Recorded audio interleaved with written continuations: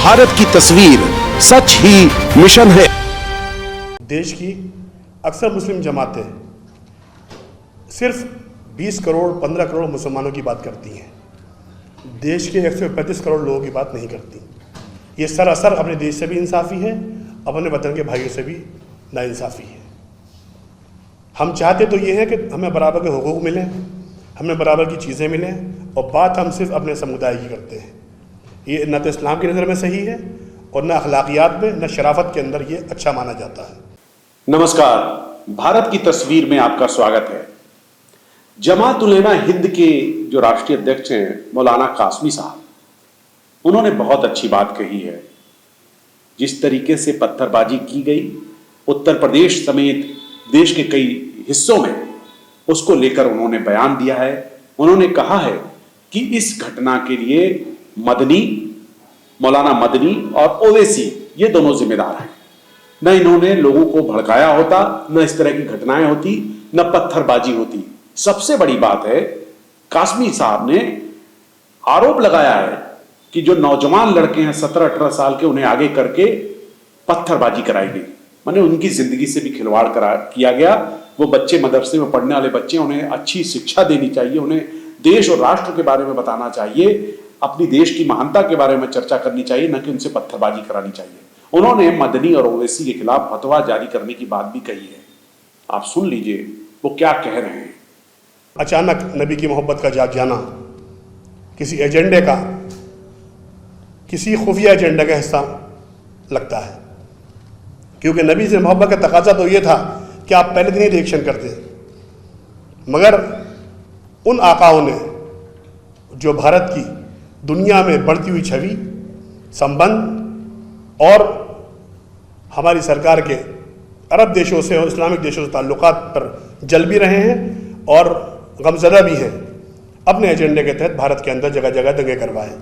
उन दंगों को लीड करने के लिए जो तंजीमें उनको भड़का रही थी, मदनी जैसे लोग जो कह रहे थे कि हिंदुओं से देश छोड़ के चले जाओ, मदनी जैसे लोग जो घड़ियाली आंसू बहा रहे थे, ओवैसी जैसे लोग जो सर पे सफ़ेद कपड़ा बांध के घूम रहे थे, वो कानपुर के इमाम जो कह रहे थे कफन बांध के हम निकलेंगे और कफन बांध के हम जो है देश की ईंट से ईंट बजा देंगे, हम गर्दनें काट देंगे, और रसूल के गुस्ताखी एक ही सज़ा, सर तन से जुदा, सर तन से जुदा, वो सारे के सारे गायब हो गए।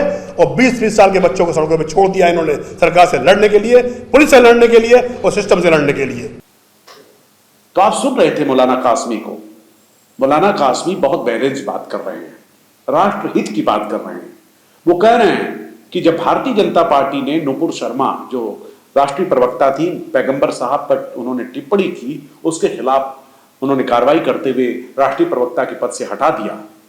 तो क्या जरूरत थी मदनी साहब को और ये इन्हें ओवैसी जी को इस तरीके से उकसाने का काम करने का, उकसाकर नौजवानों को आगे कर देना और एक तरीके से ऐसा दृश्य पैदा कर देना शुक्रवार की नमाज के बाद, जो देखकर अपने देश की जो इज्जत है वो और मिट्टी मिल गई।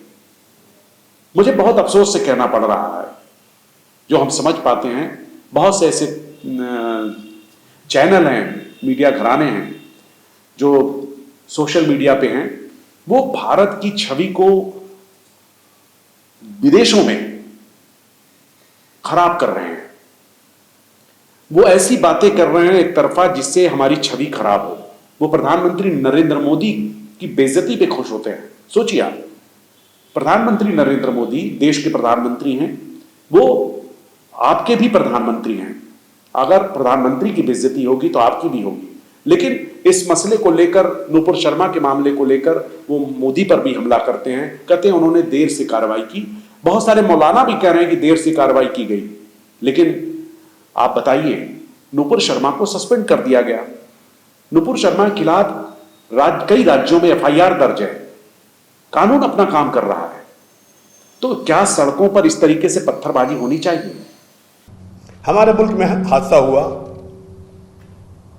भारतीय जनता पार्टी की राष्ट्रीय प्रवक्ता को पार्टी ने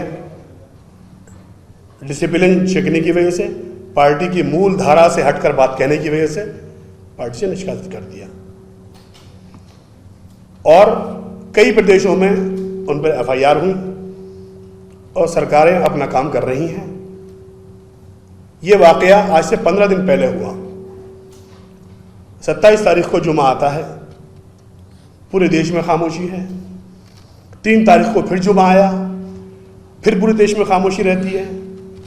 मगर अचानक 15 दिन के बाद 10 जून को पूरे देश में एक ही अंदाज के पोस्टर, एक ही अंदाज के पंफलेट, एक ही अंदाज की लीड और एक ही अंदाज का धरना प्रदर्शन, उग्र प्रदर्शन शुरू हो गया।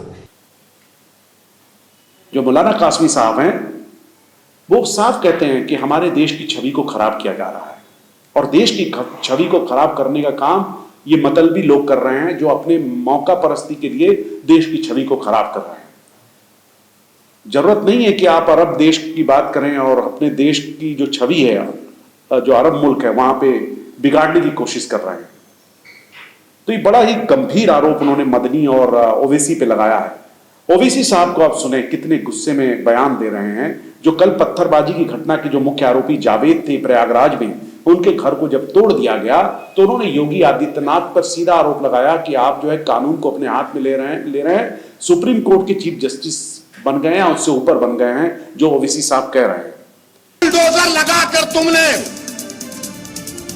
आफरीन फातिमा के घर को नहीं तोड़ा, तुमने भारत के रूल ऑफ लॉ पर बुलडोजर चला दिया। क्या उत्तर प्रदेश का मुख्यमंत्री उत्तर प्रदेश का चीफ जस्टिस बन चुका है कि वो फैसला करेगा कि किसका घर तोड़ दिया जाए? अगर आफरीन फातिमा के बाप को सजा भी होगी तो घर कैसा तोड़ते हैं आप? मुझे सजा होगी तो मेरा घर कैसा तोड़ेंगे आप? ओवैसी साहब का कहना बिल्कुल मैं गलत नहीं मानता, ये बिल्कुल सच है। आप एक बात कह रहे हैं कि कोई भी सूबे का मुखिया कोर्ट नहीं है, अदालत नहीं है, उसको संविधान के तहत काम करना चाहिए और ये नौबत भी ना आए। तो क्या ओवैसी साहब का कर्तव्य नहीं बनता कि वो जो अपने संप्रदाय के जो युवा हैं, नौजवान हैं या जो भी लोग हैं, उन्हें समझाएं कि आप इस तरीके से अराजकता सड़क पर ना फैलाएं, उससे हिंदुस्तान की छवि खराब होती है। आप अपनी व्यक्तिगत राजनीति के लिए इस तरह का इस्तेमाल ना करें। ठीक है, योगी आदित्यनाथ अपने सख्त कानून व्यवस्था के लिए जाने जाते हैं, लेकिन मौका आप भी तो दे रहे हैं ओवैसी साहब। मदनी जी भी तो विवादित बयान दे रहे हैं कि हिंदुस्तान हमारा है, जिनको जाना है वो चले जाएं।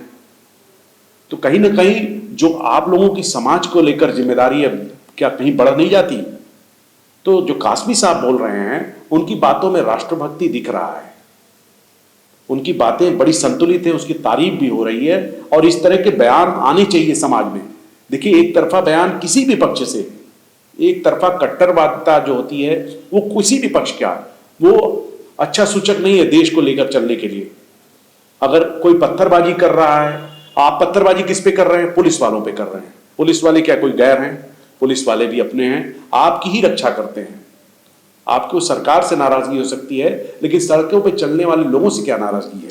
आप गाड़ी चला रहे हैं, आपको मालूम होना चाहिए कि आपकी जो घटनाएं आप जिस तरीके से सड़कों पे कर रहे हैं, उससे कई एम्बुलेंस रुक जाती हैं, लोग समय पे इलाज ना हो जाने के कारण तड़पते उनकी मौत हो जा रही है। ऐसी भी घटनाएं आई हैं।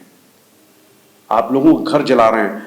तो इस तरह की जो घटनाएं सड़कों पे दिख रही हैं, उसको रोकने के लिए क्या ओवैसी साहब नहीं बोल सकते? ओवैसी जिले की सुप्रीम कोर्ट के बड़े जानकार वकील हैं, विदेशों में पढ़ाई की है और बहुत सलीके से बात करते हैं। आपके बात का अगर मायने होता है तो आप समझाने की कोशिश क्यों नहीं करते? मदनी साहब बहुत बड़े स्कॉलर हैं, वो क्यों नहीं समझाने की बात करते हैं?